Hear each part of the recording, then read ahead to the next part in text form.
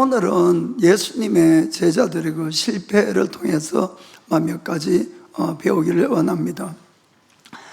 예수님께서 최후의 만찬석상에서 그 제자들에게 오늘 밤 너희가 다 나를 버리고 다 흩어지리라 이렇게 말씀을 하셨어요. 자, 그러자 베드로와 제자들이 뭐라고 이야기를 하는지 보겠습니다. 자, 마태복음 26장 33절부터 35절까지 보겠습니다. 자, 베드로가 대답하여 가로되 다 주를 버릴지라도 나는 언제든지 버리지 않겠나이다. 예수께서 가라사대 내가 진실로 너에게 이르노니 오늘 밤 닭 울기 전에 내가 3번 나를 부인하리라. 베드로가 가로되 내가 주와 함께 죽을지언정 주를 부인하지 않겠나이다 하고 모든 제자도 이와 같이 말하니라. 아멘. 모든 제자도 다 똑같이 이야기를 했습니다. 그런데 우리가 아는 것처럼 이 제자들은 예수님의 말씀처럼 예수님을 모른다 부인하고 다 도망가 버리고 말았다, 이런 이야기입니다. 이 흩어졌던 제자들 중에 이제 베드로는 그 예수님이 결국이 어떻게 될까 궁금해서 멀리서 따라갔다 이렇게 되죠. 멀리서. 그 예수님이 대제사장 집들에 들어가서 거기서 수많은 모욕을 받고 또 고문을 받고 이렇게 힘든 일을 겪었죠. 베드로가 그것을 이렇게 보고 있는데 좀 두려웠던 것 같아요. 그때 갑자기 어떤 한 여종이 베드로에게 너도 저 사람과 한 패다 이렇게 이야기를 했어요. 갈릴리 예수와 함께 있었다 하니까 갑자기 당황한 베드로가 나는 저 사람을 모른다 이렇게 부인을 했습니다. 그러자 또 다른 여종이 아니 당신이 분명히 같이 있는 걸 봤다고 이렇게 하니까 자기가 맹세하면서 아니라 그랬어요. 그 3번째 또 다른 사람이 내가 말투를 보니까 저 예수하고 한패다 이렇게 이야기를 하니까 3번째는 저주하면서 맹세하고 예수님을 모른다 이렇게 이제 부인했어요. 그때 갑자기 닭이 우는 거예요. 그러니까 예수님이 하신 말씀이 네가 오늘 닭 울기 전에 3번 나를 부인하리라 한 그 말씀을 생각해서 그가 심히 밖에 나와서 울었다 이렇게 되어 있습니다. 그 26장 75절에 읽어보겠습니다.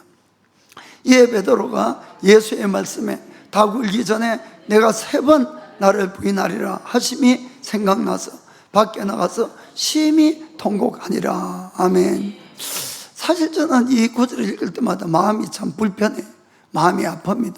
왜냐하면 내가 베드로의 입장이었으면 과연 나는 어떤 반응을 했을 건가? 베드로와 똑같이 예수님을 부인하지 않았을까 하는 생각을 드니까 마음이 심히 아프다 이런 이야기죠. 오늘은 이 제자들의 실패를 통해서 한 생각을 해보기를 원합니다. 먼저는 우리는 이 인간에 불과한 한계가 있는 존재라는 것을 우리가 깨달아야 된다는 겁니다. 예수님의 제자들은 예수님의 부르심을 받고 3년간이나 예수님을 따라다녔어요. 그동안에 예수님은 자신께서 하나님이심을 나타내는 수많은 기적을 행하는 것을 자기들 눈으로 똑똑히 본 겁니다. 어떠한 병자들도 다 고치셨어요. 그리고는 이 귀신도 쫓아내고 또 그리고 예수님께서 이 풍랑도 잠잠하려니까 잠잠했고, 그리고 물고기 2마리와 빵 5개로 5,000명을 먹이는 것도 봤고 죽은 자를 살리는 것도 본 거예요. 그것뿐만 아니라 이 제자들도 예수님으로부터 능력을 받아가지고 자기들도 귀신도 쫓아내보고 또 병도 고치고 그들은 너무 기뻤던 거예요.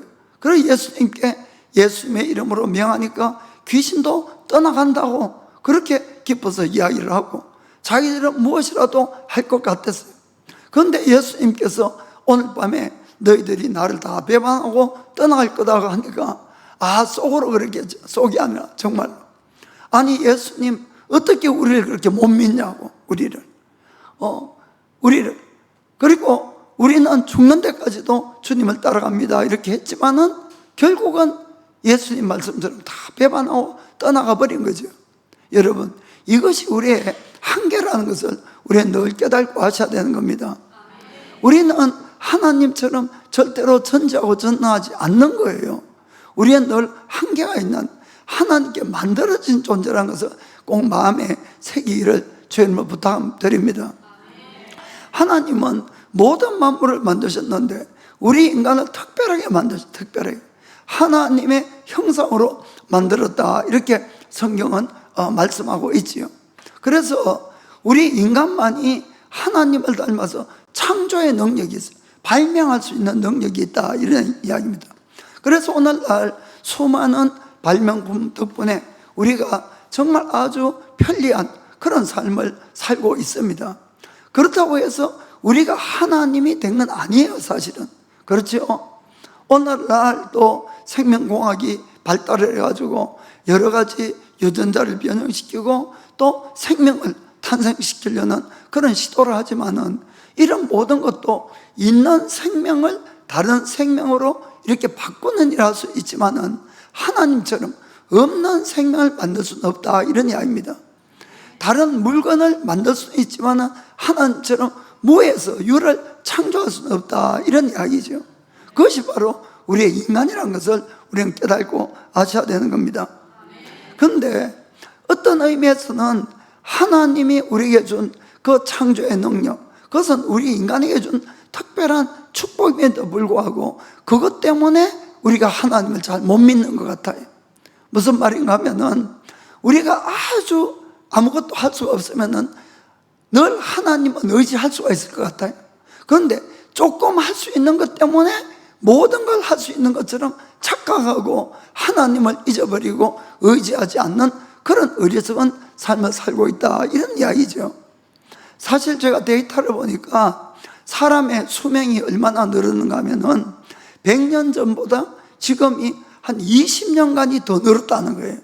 이건 참 놀라운 일입니다, 여러분. 20년간이.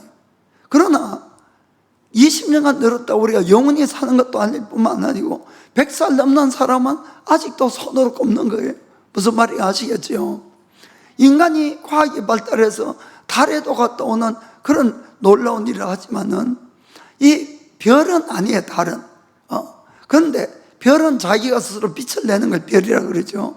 그런데 수많은 하늘에 무수한 별이 있지만은 인간이 가장 가까운 별도 사실은 못 가고 있는 거죠.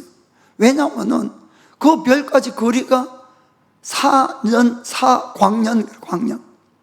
이 광년이라는 것은 빛이 4년간 날아가야지 그 별에 도착할 수 있는 겁니다. 그게 가장 가까운 별이에요. 그러니까 우리 인간 아예 꿈을 꿀 수가 없는 거예요, 도달하는 것이.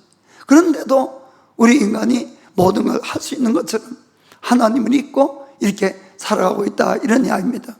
제가 오늘 말씀드리고 싶은 것은 우리는 하나님이 아니라 하나님께서 만들어진 피조물이라는 것을 기억하자, 이런 이야기입니다. 그리고 그 하나님을 찾고 의지해야만이 내가 이 세상에서도 바르고 또 풍성한 삶을 살 수가 있고, 특별히 영원한 생명을 우리가 얻기 위해서는 꼭 예수님을 믿어야만이 얻을 수 있다는 것을 꼭 마음에 새기시길 바랍니다. 성경은 예수님과 우리들의 관계를 이 포도나무와 가지로 이렇게 비유하고 있어요. 자, 요한복음 15장 5절을 보겠습니다. 나는 포도나무요 너희는 가지니 저가 내 안에 내가 저 안에 있으면 이 사람은 과실을 많이 맺나니 나를 떠나서는 너희가 아무것도 할 수 없음이니라. 아멘. 저는 이 구절을 거의 매일같이 제가 기도할 때도 인용을 합니다. 그래, 주님 떠나서는 아무것도 할 수 없어. 그렇습니다. 이 가지가 아무리 튼튼해도 가지 스스로 열매를 맺을 수 없는 것이에요. 이것이 나무에 잘 붙어 있을 때에 그때 나무로부터 수분도 받고 영양분도 받고 그 과실을 맺지요.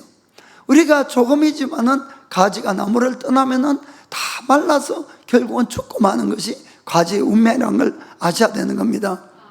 그와 마찬가지로 우리 인간도 하나님을 떠나서는 처음부터 절대로 살 수 없는 존재로 만들어졌다는 것을 우리가 인정하고 받아들여야 된다, 이런 이야기입니다. 그래서 우리가 주님께 잘만 붙어 있으면은 필요할 때마다 주님께서 여러 가지 것을 공급을 받고 이 땅에서도 풍성한 삶을 살고 또한 영생을 살 수가 있는 겁니다. 그러나 가지가 자기가 분수를 모르고 하나님이냐 자기 마음대로 자기 인생을 살아가게 되면은 그러나 말라서 결국은 이 땅에서도 영생도 다 잃어버린다는 것을 우리가 꼭 기억하시기를 부탁드립니다.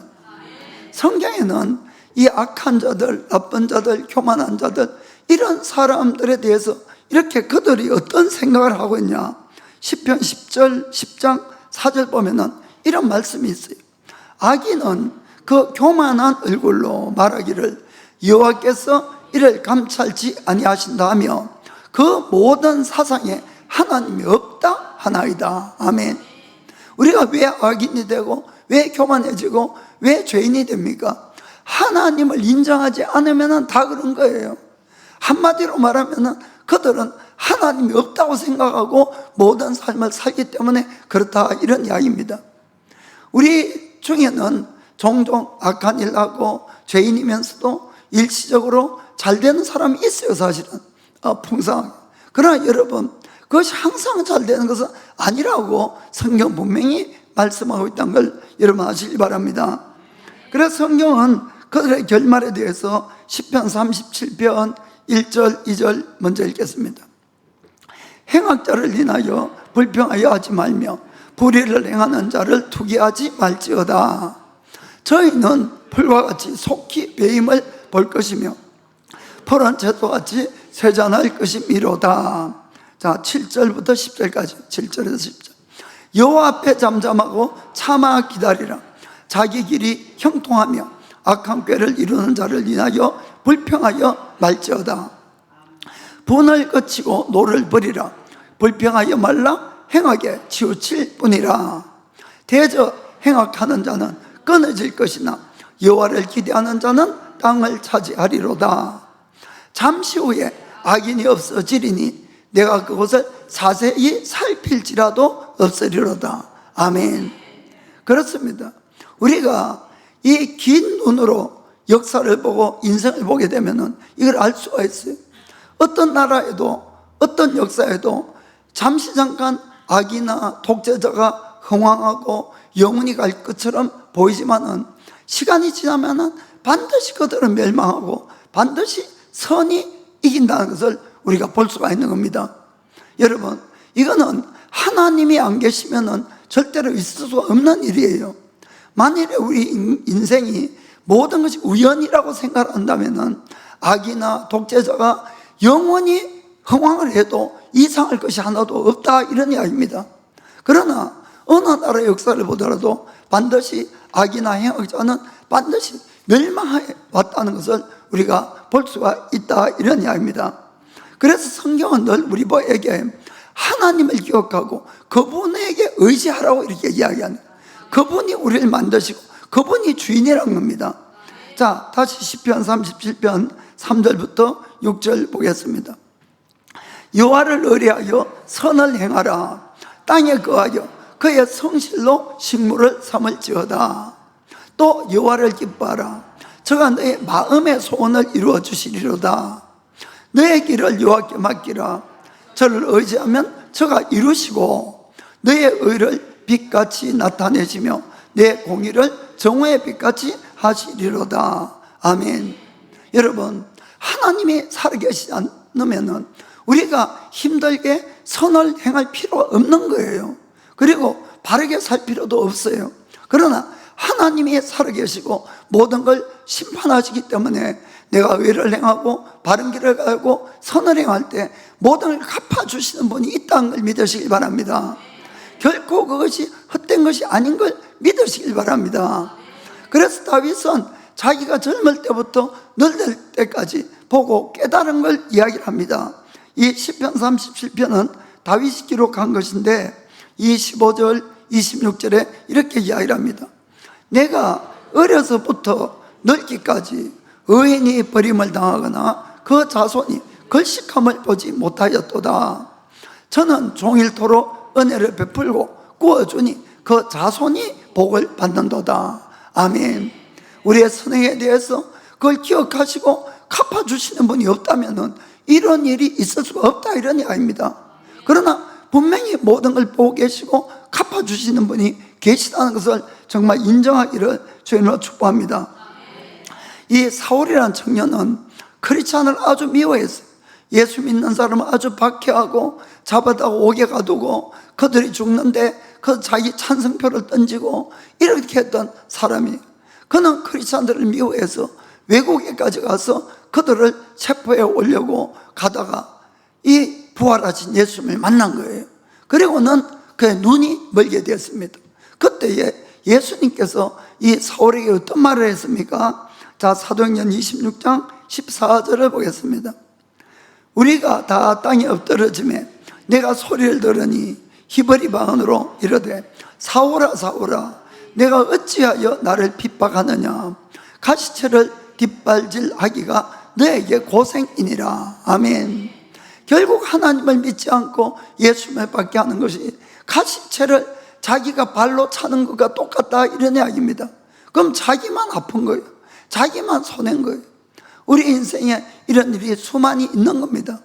사실은 하나님이 없다, 이런 사람들도 병이 걸려서 암이 걸리고 이 목과질병에 걸리면 뭐라고 기도합니까? 아이고 하나님 나 좀 살려주세요, 이렇게 이야기하는 거예요. 아니 평소에 하나님 없다 그러다가도, 여러분 그것이 바로 하나님이 계시기 때문에 그렇다는 걸 아시길 바랍니다. 하나님은 우리 인간에게 이 만들어질 때부터 하나님에 붙어 있어야만 살 수 있게끔 만드는 거예요. 그래서 우리 인간에게는 항상 한계라는 걸 만들어 놓았어요. 무엇이라도 다 할 수 있는 것이 아니다, 이런 이야기입니다. 그러면 왜 그 한계를 만들었을까? 그것은 바로 죄인인 우리를 구원하기 위해서 그렇다는 걸 아시길 바랍니다. 사도행전 17장 26절 보면은 이런 말씀이 있습니다. 인류의 모든 족속을 한 혈통으로 만드사 온 땅에 거하게 하시고 저희의 연대를 정하시며 거주의 경계를 하나 하셨으니. 아멘. 하나님이 우리의 연대를 정했다는 뜻은 생명의 이 각각의 살 수 있는 그 때도 정해놓고 생명의 한계가 있다, 이런 이야기입니다. 생명의 한계. 거주의 경계다는 뜻은 우리가 몸을 가지고 있기 때문에 자유롭지 못한 많은 것이 있어요. 그렇지요? 왜 그런 한계를 두었을까? 27절에 이렇게 말씀합니다. 이는 사람으로 하나님을 혹 더듬어서 찾아 발견케 하려 하심이로되 그는 우리 각 사람에게서 멀리 떠나 계시지 아니하도다. 아멘. 왜 그렇습니까? 하나님을 찾으라는 거예요. 하나님을.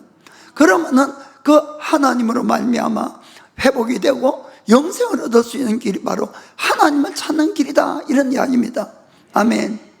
우리가 죄를 가지고 태어난 우리 인간은 곤란한 일이 생기지 않으면 하나님을 찾지 않는 거예요. 하나님은.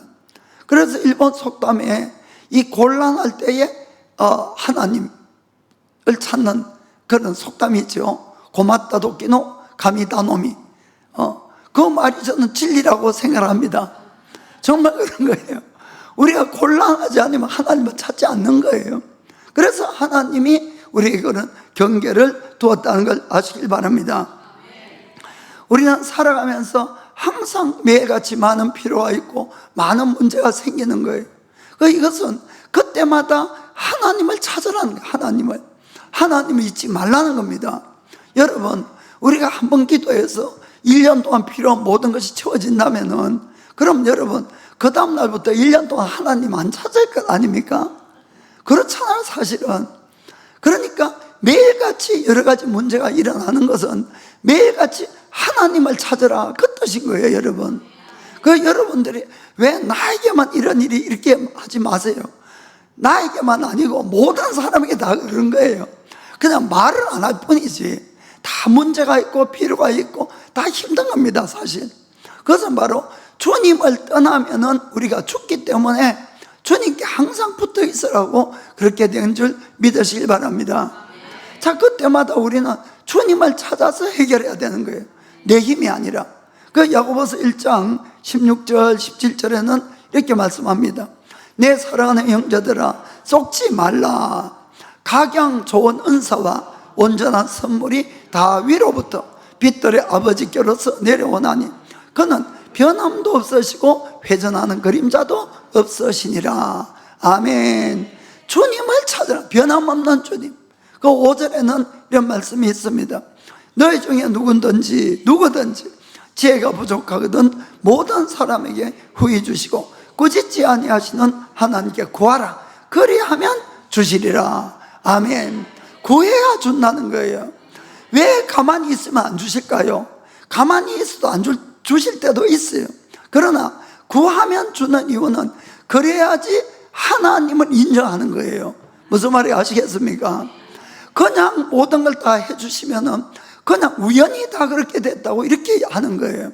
그래서 주님은 특별하게 우리에게 구하면 주신다. 아멘. 그거 구하시길 바랍니다. 그래서 받으시길 바랍니다. 그래서 무엇보다도 여러분들이 하나님과의 관계를 더 바르게 잡고 있어요. 그럼 하나님과 관계를 바르게 한다는 것이 뭐냐? 아까 예수님이 너희가 내 안에 있고 내가 너희 안에 있으면 이 말씀을 했어요. 그 뜻은 하나님의 말씀이 우리 속에 있고 내가 그 말씀을 지키는 것이 주님 안에 있는 것인 걸 믿으시기 바랍니다. 그래서 내가 말씀을 마음에 간직하고 그 말씀을 행하는 것이 주님과의 관계를 바르게 하는 거예요. 그럴 때는 무엇이라도 구하면 다 준다는 거예요. 요한복음 15장 7절에 그렇게 되어 있습니다. 같이 읽어보겠습니다. 요한복음 15장 7절 보겠습니다. 자, 너희가 내 안에 거하고 내 말이 너희 안에 거하면 무엇이든지 원하는 대로 구하라. 그리하면 이루리라. 아멘. 여러분들이 먼저 주님과의 관계를 꼭 바르게 하시기를 주님으로 축복합니다. 자, 그 다음에는 우리를 회복하시는 하나님. 예수님의 대부분의 제자들은 어부였어요. 어부. 그래서 그런데 어느 날 주님으로부터 부르심을 받고 그들은 사람 낚는 어부로 주님이 이제 만들어가기 시작했어요. 그들에게 권능을 주시고 그들도 기적을 행하고 병을 고치고 이렇게 주님의 제자로서 만들어갔는데 바로 마지막 주님이 십자가에 달리시기 전에 제자들이 다 배반하고 흩어져 말았어. 그때 그 제자들의 이 마음의 상처라 그럴까, 자기들이 떠났지만은 이 좌절은 너무너무 컸던 거예요. 그래서 예수님이 그 다음에 십자가 죽으시고 부활하시고 3일 뒤에 제자들 다 만났어요. 사실은 만났음에도 불구하고 이 제자들은 주님의 제자가 되겠다고 다시 따라간 것이 아니고 다시 물고기를 잡으러 가는 거예요. 왜 그랬을까요? 너무 마음에 좌절이 커가지고 이제는 도저히 주님을 따라갈 용기가 없는 거예요. 지금까지 이렇게 열심히 3년 동안 따라다니고 기적을 행하면서도 결국 마지막에 다 배반하고 뿔뿔이 다 흩어졌잖아요. 그런데 지금 주님이 부활하신 걸 봤지만은 그래도 못 따라가고 물고기 잡으러 갔습니다. 그때도 항상 베드로가 주동하더라고요. 자, 요한복음 21장 2절 3절 보겠습니다.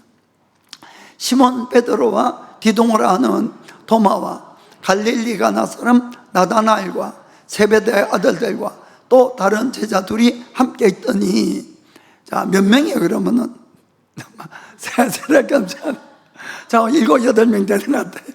시몬 베드로가 나는 물고기 잡으러 가노라 하매 저희가 우리도 함께 가겠다고 나가서 배에 올랐으나 이 밤에 아무것도 잡지 못하였더니. 아멘. 우리도 우리 나름대로 뭔가 꿈을 가지고 그 꿈을 이루기 위해서 열심히 달려갑니다. 모든 사람들이.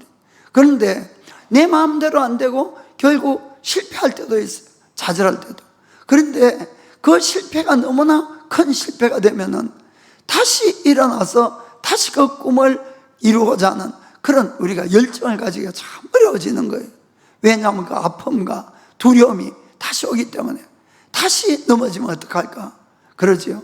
그것뿐만 아니고 우리가 예수를 믿으면서도 늘 이 세상에 육신의 정욕, 안목의 정욕, 이생의 자랑 이런 유혹들을 다 겪는 겁니다. 그러다가 어느 날 삐걱게 해서 죄를 짓고 나면은 그 죄가 너무 크면은 우리 마음이 어떻습니까? 아무리 하나님이 용서한다 하시지만은 하나님을 볼 면목이 없어지는 거예요. 사람을 볼 면목도 없어지죠. 그러다 보면은 그 사람은 자칫 잘못하면은 믿음도 버리게 되고 가정도 깨어지고 정말 모든 꿈도 버리고 그냥 이 하나님을 떠나버리는 그런 수가 생기는 겁니다. 이 제자들도 바로 그런 상황이었어요.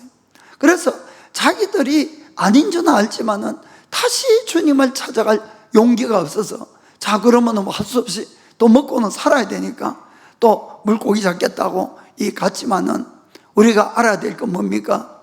그날 밤에 아무것도 못 잡았다, 이런 이야기입니다.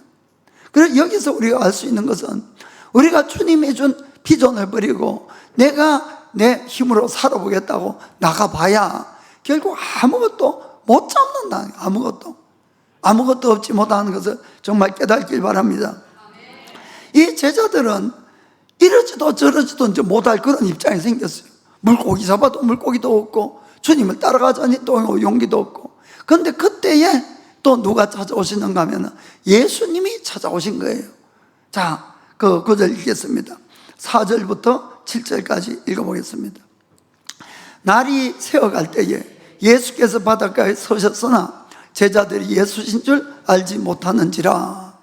예수께서 이르시되 얘들아 너에게 고기가 있느냐? 대답하되 없나이다.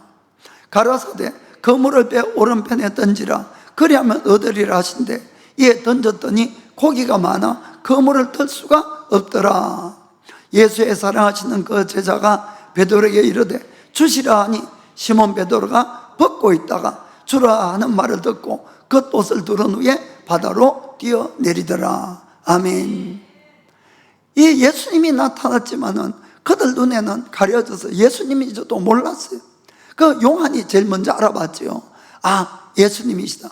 그 베드로의 이야기하니까 이 베드로가 예수님을 만나고 싶은데 자기 우통을 벗고 있는 거예요. 그래서 물에 뛰어들어가려면은 있는 옷도 벗어야 될 텐데 자기가 옷을 걸치고 물에 뛰어들어간 거예요. 저는 이 구절에서 이 베드로의 주님에 대한 참 애절한 마음이랄까, 그런 마음이 이렇게 읽혀지는 게 참 마음이 찡한 것이 있더라고요.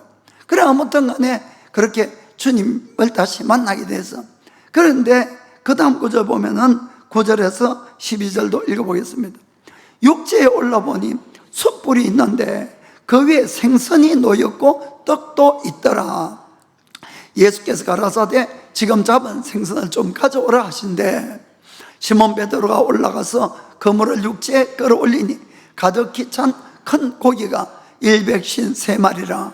이같이 많으나 그물이 찢어지지 아니하였더라. 예수께서 가라사대 와서 초반을 먹으라 하시니 제자들이 주신 줄 아는 고로 당신이 누구냐 감히 묻는 자가 없더라. 아멘. 여기 11절에 보면은 물고기가 153마리가 올라왔다 이렇게 되어 있어요. 이건 한국 사람에 대한 퀴즈. 어디 153 숫자 본 사람 없어요? 옛날에, 지금은 이제 여러 가지 문구가 나오지만은 우리 어릴 때는 모나비 볼펜 가는 게 있어요. 모나비 볼펜. 거기 보면 153 적혀 있어요. 여기서 나온 거예요. 153. 그 모나비 볼펜 아주 대박 났잖아요. 그냥 아무튼 간에 예수님이 이 제자들을 부르셨는데 예수님께서 친히 숯불을 피워놓고 물고기도 굽고 떡도 다 구워놓고 제자들을 불러서 아침 식사를 하라 이렇게 말씀한 장면입니다. 이것은 뭘 의미합니까? 이 제자들이 좌절해서 다 넘어져 있는 제자들을 다시 세우시려는 예수님의 모습을 볼 수가 있다 이런 이야기입니다. 그래서 우리도 인생 가운데 여러 가지 실패와 여러 가지 좌절을 겪을 수 있지만은 주님께서 어떠한 과정으로 우리를 불러주시는가 그걸 한번 다시 살펴보길 원합니다. 먼저는 예수님께서 제자들에게 다가갔다 이런 이야기입니다. 이 제자들은 부활한 예수님을 직접 봤지만은 그들은 완전히 좌절해 있었기 때문에 주님께 가야 되는 걸 알아도 가지 못했어요. 그러니까 옛날 업으로 다 돌아가 버리고 말았습니다. 그런 실망에 있고 좌절해 있는 이 제자들에게 먼저 다가간 것은 제자들이 아니라 예수님이 다가가셨다, 이런 이야기입니다. 여러분, 이 사건은 우리가 여기만 나오는 것이 아니고 첫 사람인 아담과 하와가 죄를 범해서 그들도 하나님으로부터 피해 숨었던 거예요. 그때도 먼저 인간에게 가서 손을 내밀고 다가가신 분은 하나님이었다는 사실을 기억하시기 바랍니다. 창세기 3장 8절부터 9절 보겠습니다. 그들이 날이 서늘할 때에 동산에 거니시는 여호와 하나님의 음성을 듣고 아담과 그 아내가 여호와 하나님의 낯을 피하여 동산 나무 사이에 숨은지라. 여호와 하나님이 아담을 부르시매 그에게 이르시되 내가 어디 있느냐. 아멘. 사랑하는 성도 여러분, 우리 죄인은 늘 하나님을 피해 다니는 피해. 그러나 그 죄인을 구원하시려고 하나님은 늘 우리를 찾아다니신다는 것을 여러분 꼭 기억을 하시기 바랍니다. 저는 이 구절을 볼 때마다 참 하나님의 놀라니 우리에 대한 사랑을 제가 느끼는 거예요. 우리는 늘 피해 다니고 주님은 그래도 우리를 찾으러 오시고, 여러분들이 이 예수님처럼 제자들에게 직접 이런 음성을 걸거나 또 하나님이 아담을 찾는 것처럼 직접 들을 수 없다 할지라도 여러분이 하나님을 떠나 있을 때 반드시 하나님께서는 주위의 사람들을 통해서나 또는 어떤 인터넷을 통해서나 또 환경을 통해서나 자원 여러 가지 방법으로 여러분들을 부르고 계신다는 사실을 꼭 기억하시길 바랍니다. 여러분 마음에 뭔가 하나님이 나를 부르고 있다는 마음이 들면은 그것이 하나님의 음성인 거예요. 그럼 그때는 여러분들이 순수하게 주님께 나오셔야 되는 겁니다. 그런 기회를 놓치게 되면은 우리는 주님으로부터 점점 멀어질 수밖에 없는 거예요. 그래서 우리가 처음에는 이 제자들이 예수님을 못 알아본 것처럼 못 알아볼 수도 있어요. 그것이 무엇인지. 그러나 그것이 여러분의 마음에 찔림을 주고 다시 내가 하나님께로 돌아가야 되겠다, 그런 마음이 생기면은 반드시 오셔야 되는 겁니다. 그게 바로 나를 살리는 길이고 내 가정을 살리고 내 인생을 살릴 수 있다는 것을 꼭 기억하기를 축복합니다. 그래서 하나님의 그 사랑을 우리가 다시 받아들이고 우리도 그 사랑에 보답하는, 응답하는 우리가 되기를 축복합니다. 두 번째, 예수님은 우리의 모든 사역들에 대해서도 자신감을 회복시켜 주시는 분인 걸 믿으시길 바랍니다. 이 제자들은 밤새도록 자기들 힘으로 이 물고기를 잡았지만은 한 마리도 잡지 못했어요. 그러다가 다시 예수님께서 이 그물을 배 오른편에 내리라 하는 그 말씀을 듣고 순종을 했더니만은 정말 엄청난 물고기가 잡혔다, 이렇게 되어 있는 겁니다. 그렇습니다. 우리 인생이 잘 안 되는 것은 주의 말씀을 떠났기 때문에 그렇다는 걸 아시길 바랍니다. 다시 우리가 하나님의 말씀을 순종해 가면은 우리 인생에 다시 기적이 일어나고 다시 우리 인생이 잘 풀려나가는 계기가 된다는 것을 꼭 믿기를 주의 이름으로 부탁드립니다. 우리는 우리 힘으로 절대로 살 수 없는 또 하나 원인이 뭔가 하면은, 지난 시간에도 말씀했지만은 우리에게는 적이, 원수가 있는 거예요. 우리의 삶을 늘 훔치고 죽이고 멸망시키려는 그 원수는 바로 영적 존재이기 때문에 우리 힘으로는 절대로 이길 수가 없다는 걸 여러분들이 정말 잘 아셔야 됩니다. 이거는 오직 성령의 능력으로 이길 수가 있는 것이에요. 사실은 이 베드로는 사실 용감한 사람이에요. 용감한 사람. 그는 다른 제자들은 무서워했을 때도 그가 예수님이 물 위로 걸어오니까 자기도 물 위로 걷게 해달라고 그러고, 한번 생각해 보세요.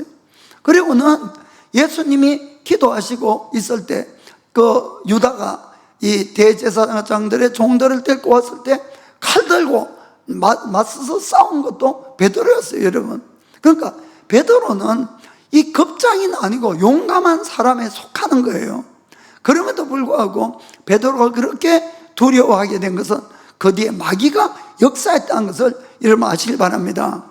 그래서 최후의 만찬 석상에서 예수님이 베드로에게 이런 이야기를 합니다. 자, 누가복음 22장 31절 32절 보면은 시몬아 시몬아 보라 사단이 밀가부를 얻어 타려고 너희를 청구하였으나 그러나 내가 너를 위하여 너의 믿음이 떨어지지 않기를 기도하였노니 너는 돌이킨 후에 너의 형제를 굳게 하라.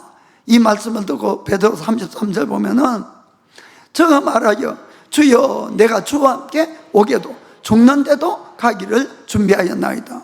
그러나 베드로의 생각대로 안 된 거예요. 무슨 말인지 아시겠습니까? 그래서 우리의 이 배후에는 영적 싸움이 항상 있다는 걸 여러분이 기억하셔야 됩니다. 그래서 우리는 늘 주님의 도움을 필요로 하는 거예요. 아멘. 그 다음에 세 번째는 예수님은 모든 필요를 항상 준비해 주시고 있다는 것도 믿으시길 바랍니다. 그들은 밤새도록 물고기를 잡았어요. 그런데 한 마리도 못 잡고 아침에 허기도 질 거고 허탈해 했을 때 예수님이 그들을 위해서 아침 식사를 이미 다 준비해 놓았다, 이런 이야기입니다. 숯불도 꺼놓고 피우고 거기에 물고기도 있고 빵도 있었다, 떡도 있었다, 이렇게 되어 있지요. 그러니까 우리가 믿어야 될 것은 내가 주님의 말씀을 따라갈 때에 반드시 나에게 주님의 준비하심이 있는 걸 여러분이 믿으셔야 됩니다. 제가 이제 목사이기 때문에 우리가 많이 받는 상담 중에 하나는 우리가 이 회사 생활, 사회 생활을 하고 믿음 생활을 같이 가기가 너무 어렵다, 이런 상담을 많이 들어요, 사실은. 그래서 이것을 어떻게 해야 될까, 그런 이야기를 많이 듣습니다. 저는 그 어려움을 잘 알아요. 왜냐하면 저 자신도 15년간 이상 회사도 운영하고 직장에도 다니고 했기 때문에 그런 어려움을 모르는 것이 아니에요. 잘 압니다. 그러나 제가 여러분에게 분명히 말씀드리는 것은 뭔가 하면은 여러분들이 만일에 신앙을 타협하기 시작하면은 점점 더 어려워진다는 거예요. 이건 제가 분명히 말씀드렸었어요. 타협을 하면 안 됩니다. 나중에는 주일날 교회도 못 나가는 거예요. 타협하기 시작하면. 여러분 환경이나 주위 사람들이 그렇게 딱 올가맨다, 이런 이야기예요. 왜냐하면 그 뒤에는 누가 역사할까요? 마귀가 역사를 하니까 절대로 못 가게 하는 거예요. 그래서 여러분들이 인생 가운데서 좀 손해를 각오하시고 믿음을 택해야 됩니다. 이건 분명히 제가 말씀드립니다. 제가 오늘날까지 정말 저도 가족이 있고 생활이 있는데 다 버리고 제가 목회를 시작했을 때 얼마나 갈등이 많았겠냐, 여러분 생각해 보시기 바랍니다. 이건 보통 힘이 든 것이 아니었어요, 저에게도. 그러나 제가 믿음을 택하고 오늘까지 왔을 때 이것이 부족한 것이 아니라 항상 하나님은 넘치도록 해주신 걸 여러분이 믿으시기 바랍니다. 그래서 여러분들이 믿음을 택해서 믿음의 길을 가면은 처음에는 조금 힘들 수도 있어요. 타협을 안 했기 때문에. 그러나 하나님이 여러분의 편을 들어주시기 시작하는 겁니다. 그러나 여러분이 만일에 타협을 해서 딴 것을 가면은 주님이 도와줄 수가 없는 거예요. 여러분 그걸 잘 아셔야 됩니다. 그러면 전능하신 하나님이 나를 돕는 것이 좋은지 그냥 사람이 나를 돕는 것이 좋은지 여러분이 어느 것이 이익이 될지 정말 생각을 하시길 바랍니다. 그 절대로 믿음은 타협을 하면 안 됩니다, 여러분. 내가 반드시 믿음을 지켜갈 때 그때 하나님의 역사를 보고 하나님의 도우심, 공급하심을 그때 볼 수가 있는 것이에요. 그래서 고린도전서 2장 9절에는 이렇게 말씀합니다. 기록된 바 하나님이 자기를 사랑하는 자들을 위하여 예비하신 모든 것은 눈으로 보지 못하고 귀로도 듣지 못하고 사람의 마음으로도 생각지 못하였다함과 같으니라. 아멘. 사랑하는 성도 여러분, 여러분을 위해서 준비해 놓은 많은 것들은 오늘 이 말씀처럼 눈으로 보지도 못하고 귀로 듣지도 못하고 마음으로 생각지 못한 거기 때문에 여러분이 인간적으로는 절대로 발견할 수 없는 거예요. 이걸 절대로 발견할 수 없습니다. 이것은 내가 하나님 앞에 믿음으로 나갈 때 이것이 발견되는 거예요. 그때 주어지는 거예요. 이걸 여러분들이 정말 잘 아셔야 됩니다. 그러니까 10절에 뭐라고 말씀드렸습니까? 오직 하나님이 성령으로 이것을 우리에게 보이셨으니 성령은 모든 것 곧 하나님의 깊은 것이라도 통달하시느니라. 아멘. 마지막은 예수님과의 사랑의 관계를 회복시켜 주신다는 겁니다. 하나님이 우리에게 가장 원하는 건 뭔가 하면은 하나님과 우리의 사랑의 관계 회복이라는 것을 여러분이 꼭 마음에 새기시길 바랍니다. 이 베드로는 정말 주님을 따라가겠다 했지만은 3번이나 부인하고 정말 주님을 얼굴을 볼 면목이 없었던 거예요. 그때 예수님이 아침 식사를 다 마치고 나서, 성경을 다 마치고 나서 예수님이 3번 베드로에게 질문을 합니다. 질문을. 그럼 베드로가 대답을 하죠. 자, 요한복음 21장 15절부터 17절 읽겠습니다. 저희가 조밥 먹은 후에 예수께서 시몬 베드로에게 이르시되 요한의 아들 시몬아, 내가 이 사람들보다 나를 더 사랑하시느냐 하시니 가로되 주여 그러하이다. 내가 주를 사랑하는 줄 주께서 아시나이다. 가라사대 내 어린 양을 먹이라 하시고, 또 2번째 가라사대 요한의 아들 시몬아, 내가 나를 사랑하느냐 하시니 가로되 주여 그러하이다. 내가 주를 사랑하는 줄 주께서 아시나이다. 가라사대 내 양을 치라 하시고, 3번째 가라사대 요한의 아들 시몬아, 내가 나를 사랑하느냐 하시니 주께서 3번째 내가 나를 사랑하느냐 하심으로 베드로가 근심하여 가로되 주여 모든 것을 아시오며 내가 주를 사랑하는 줄을 주께서 아시나이다. 예수께서 가라사대 내 양을 먹이라. 아멘. 아마 이 구절은 베드로가 예수님을 3번이나 부인을 했기 때문에 베드로의 사랑을 회복시켜 주시고 그 마음의 상처를 씻어 주시기 위해서 3번 질문을 하면서 그의 상처를 회복시켜주는 그런 장면이다, 이렇게 할 수가 있습니다. 그러나 주님이 이 말씀을 한 원문을 보면은 여기에는 더 깊은 뜻이 있다는 걸 알 수가 있어요. 그것은 무슨 이야기인가 하면은, 베드로야, 네가 나를 사람이 사랑하는 사랑으로 사랑을 해서는 지금도 실패했지만 앞으로도 실패할 거라는 거예요. 사람이 사랑하는 사랑으로. 또한 네가 사람이 사랑하는 사랑으로 내 양을 치더라도 그것도 실패할 거야. 그 뜻이에요, 사실은. 그래서 베드로에게 뭘 깨우쳐 주려고 하는가 하면 너 힘으로는 안 된다는 거예요. 이것이 바로 이 말씀에 들어있는 걸 여러분들이 캐치를 하셔야 되는 겁니다. 이 원문에 보면은 어떤 내용인가 하면은 예수님이 베드로에게 베드로야, 네가 이 많은 사람들보다 나를 더 사랑하느냐 할 때 그 사랑하느냐는 아가페 사랑으로 나를 사랑하느냐, 이렇게 질문한 거예요. 그것은 하나님이 우리를 위해서 자기 목숨을 내어준 그 사랑으로 네가 나를 사랑하느냐, 그 뜻이에요. 시몬의 아들 요한의 아들이죠. 요한의 아들 시몬아, 너가 이 사람들보다 또 나를 하나님의 사랑으로, 네 목숨을 내줄 정도의 사랑, 아가페의 사랑으로 나를 사랑하느냐, 이렇게 물었어요. 그러자 베드로는 하나님 예수님을 아가페의 사랑으로 사랑합니다라고 대답을 못하는 거예요. 아니에요 주님, 나는 주님을 필레오 사랑으로 사랑합니다, 이렇게 대답한 거예요. 필레오 사랑하는 뜻은 이 친구, 이 우정, 친구의 사랑으로 사랑한다, 그 뜻입니다. 목숨까지는 못 주지만은 친구의 사랑으로는 사랑합니다, 이렇게 밖에 대답을 할 수가 없었다, 이런 이야기입니다. 그래서 예수님이 또 2번째 똑같은 질문을 합니다. 이 베드로야, 너가 하나님의 사랑인 아가페 사랑으로 네 목숨을 내줄 정도의 사랑으로 나를 사랑하느냐, 이렇게 물으니까 아니에요 주님, 저는 예수님을 이 필레오, 이 친구적인 사랑으로밖에 사랑할 수 없어요, 이렇게 대답한 거예요.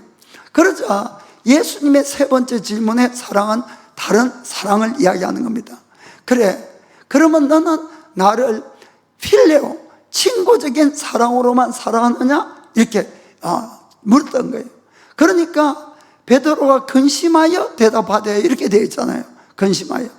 베드로도 사실은 예수님, 제가 예수님을 제 목숨을 다해서 사랑합니다, 이렇게 대답하고 싶었을 거예요, 베드로는.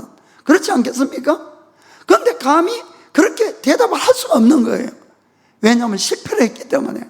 그러니까 예수님, 맞아요, 저는 예수님을 필레오, 친구를 사랑하는 사랑 정도밖에는 사랑할 수 없어요, 이렇게 대답한 겁니다. 여기에는 아까 말씀드렸듯이 깊은 뜻이 있는 거예요. 만일에 베드로가 실패하기 전에 예수님이 베드로야, 네가 나를 아가페 사랑으로 사랑할 수 있냐 물었으면 베드로가 뭐라고 대답하겠습니까? 예, 그래요. 주님, 저는 제 목숨을 다해서 하나님의 사랑인 아가페 사랑으로 사랑할 거예요. 이렇게 분명히 대답했을 거예요. 무슨 말인지 아시겠죠? 그러나 베드로가 실패를 한 거예요.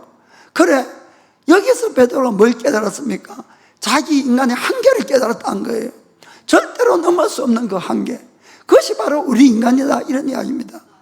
그래서 오늘 우리가 이 베드로의 사건을 통해서 배우고자 하는 것이 바로 우리가 인간에 불과한 거예요. 우리에게 무슨 하나님의 사랑이 있습니까? 없는 거예요.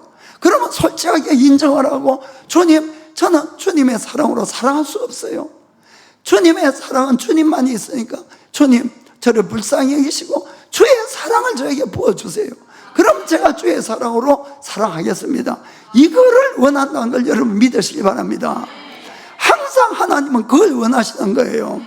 내 힘으로 다 하고 내 힘으로 날 자랑하고 이것이 아니라, 우리의 힘이 아니라 나는 못한다고 늘 주님 앞에 고백하고, 주님 안 도와주시면 저는 이 문제를 해결할 수가 없어요. 이걸 할 수가 없어요. 주님 도와주세요 하고, 주님이 도와주시면 우리가 주님께 영광 돌리길 원한다, 이런 이야기입니다. 우리처럼 내 힘으로 다 하고 내 자랑하고 이것이 아니라는 거예요. 그것을 우리가 분명히 마음에 깨닫고 하셔야 되는 겁니다.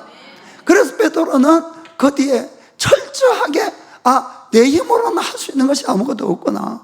그렇기 때문에 그는 언제나 주님만을 의지하는 사람으로 바뀌었다는 거예요. 그전에는 항상 자기가 손들고 자기가 물로 뛰어들어가고 자기가 모든 걸 했지만은 이제는 그런 베드로가 아니라 무릎을 꿇는 베드로가 됐다, 이런 이야기입니다. 그러니까 주님께서 그에게 능력을 부어주시고 수많은 사람을 주님께로 인도한 위대한 사도가 된 것도 바로 그 덕분이다, 이런 이야기입니다. 우리는 하나님의 은혜가 필요합니다. 은혜 없이는 살아갈 수 없어요, 사실은. 그래 베드로가 나중에 그가 말년에 편지를 써서 남긴 것이 베드로전서 후서에 하나님의 은혜를 받는 비결을 이야기하는 겁니다.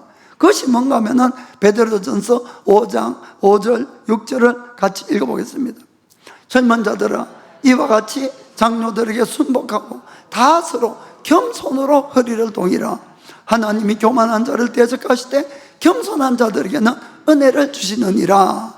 그러므로 하나님의 능하신 손 아래서 겸손하라. 때가 되면 너희를 높이시리라. 아멘. 여러분, 누가 교만하고 누가 겸손한 겁니까? 여러분, 하나님이 없이 내 힘으로 다 살아간 사람은 다 교만한 사람들이에요. 그걸 여러분이 아시기 바랍니다. 그냥 허리 굽히고 인사 잘하는 것이 겸손이 아니에요, 여러분. 겸손한 사람은 내 힘으로는 아무것도 할 수 없습니다. 주님 도와주세요 하고 늘 주님 앞에 엎드린 자가 겸손한 자인 걸 여러분 아시길 바랍니다. 그런 자에게 하나님이 은혜를 부어주시는 것이에요. 사랑하는 성도 여러분, 하나님이 우리에게 가장 원하는 것이 무엇인가를 깨닫고 하셔야 됩니다. 그것은 뭔가 하면은 우리가 하나님이 가지고 있는 것들, 하나님의 은사, 하나님의 능력, 하나님의 축복, 이런 것만 구하는 자들이 되지 말고 오직 하나님 그분을 구하는 자가 되기를 원하는 겁니다.